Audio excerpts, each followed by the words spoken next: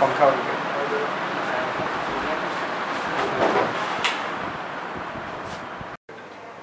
So basically, the selection procedure is divided into two parts.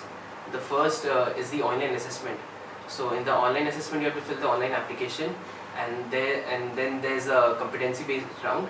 And after you have cleared that, you have to go through a decision-making exercise, and a 16 numerical solving questions will be there. So after you have cleared all this, you will be called for an interview, which would be either telephonic or face-to-face. And on the selection criteria, basically there are three main criteria for selection. It's capacity, achievements, and relationship. So capacity is basically the ability to how quickly a person can adapt to different situations, intellectual or analytical skills. Then achievement is basically whatever you have achieved in your life. So there will be questions based on achievements, your previous achievements. Then there will be relationship based questions. So one relationship based question during my interview was like for working in a team, you need to have a very good relationship with the team members and with every specific person in the team. So mention a situation in which you had a very good relationship with one specific person. So you need to take out a situation from your life and put it forward to the interviewer. So mostly all the questions are situation based. So you need to collect all the best experiences of your life and put it forward to the interviewer. Then apart from this, you need to go through the website so that you get to know what are the values Shell gives importance to, and apart from that, you can go through the profiles that are available and which matches your discipline. So basically, you are entering into an oil industry. So there are no specific subjects which are taught in our institute. So you can get an overview of the oil industry, which is very important, and then you can go through the disciplines, how different disciplines are linked, and apart from that, you can go through some of the documentaries in YouTube and get an idea of the oil industry. So the well discipline consists of a well engineer and completions and well intervention engineers. So a well engineer looks after the construction and designing of the well, and a completions and well intervention looks after the maintenance of the well. So I was a completions and well intervention engineer. So what happens is after the reservoir has been found and the construction part has been done, so for most of the wells it's a natural producing well because the pressure at the bottom is sufficient to take the oil to the surface. But after some time that pressure keeps on decreasing. So what happens is you need some artificial means to bring that oil to the surface. So one such artificial means is an ESP, which is an electrical submersible pump. So one part of my project was to give the specifications of those ESP for one of the Shell's ongoing project.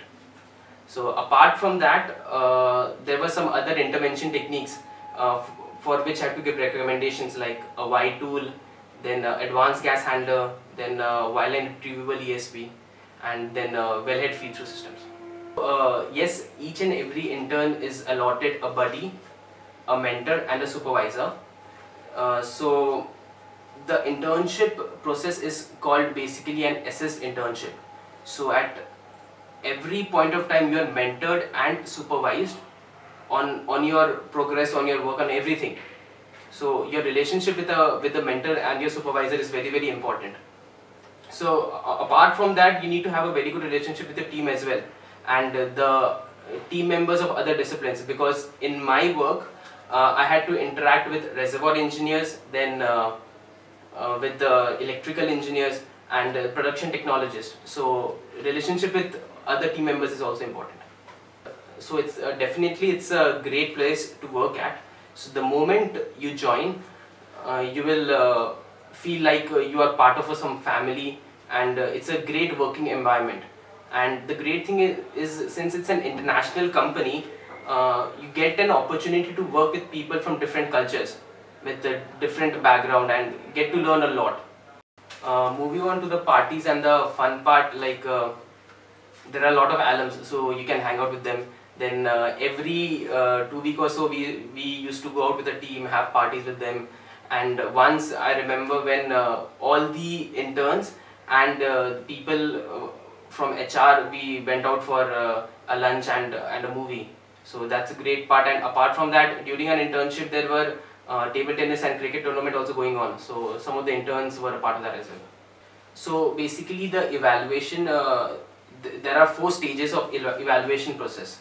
The first is the mid-internship assessment, in which you have to give a presentation before your mentor, supervisor and your team, and they from that presentation will get a feedback on how you are progressing and what are your strengths and what are your weaknesses, and how you should approach your internship for the further is 4 or 5 weeks left.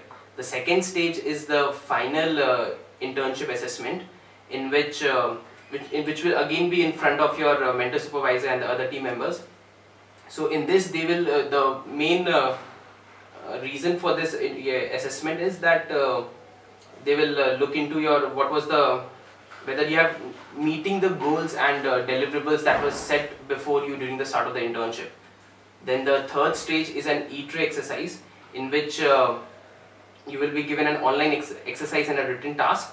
The fourth is an final internship assessment, in which you would be giving a presentation in front of 2 external assessors.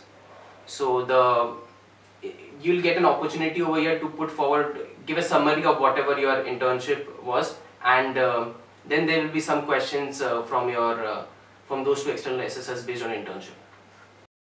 For the final presentation, there are some key things that should be there in the presentation, like the introduction, then what are your objectives, then the timeline and the work plan you followed for this for your internship, and then what were the outcomes, and if there are any recommendations you need to mention that.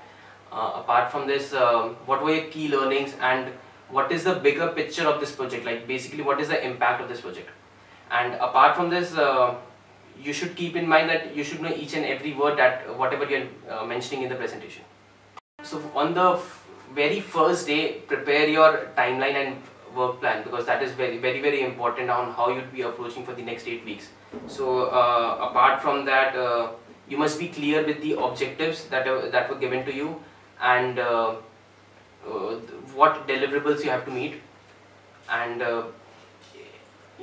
you need to clear your doubts whatever you are facing. Like, people are very easily approachable in Shell, so interact with people. The more you talk to people, the more you get to know, and the more strengths and weaknesses you'll get to know about yourself.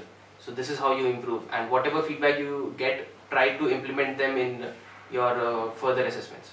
I think it's a great initiative.